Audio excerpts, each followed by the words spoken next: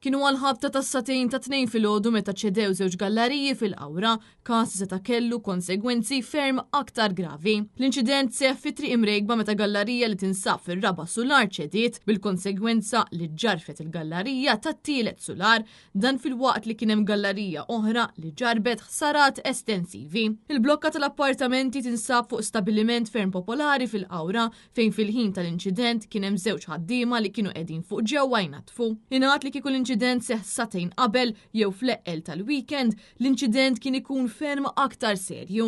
Informazzjoni li kiseb Net News tindika li n-nies li jgħixu f'din il-blokka li nbniet fis-snin 80 ġew evakwati sakemm ikun hemm konferma li l-binja hija sigura. Fortunatament it-tiġrif tal-galleriji ma ħalla ebda persuni feruti. Jidher li biswi din il-blokka ta' appartamenti hemm sit ta' kostruzzjoni, però għadu ma kien hemm l-ebda konferma li t-tiġrif tal-gallerija huwa relatat ma' xogħol li kien għaddej. Madankollu kaġun tal-inċident ix-xogħol fil-binja twaqqaf minnu fih sakemm isiru l-investigazzjonijiet meħtieġa. Fil-fatt il-każ issa jinsab fidejn l-OHSA u l-Awtorità għall-Bini u l-Kostruzzjoni. Intant ftit ta' xurilu kienet ċediet gallerija oħra f'San Pawl il-Baħar fejn anke f'dan il-każ b'xorti tajba ħadd ma kien weġġa'.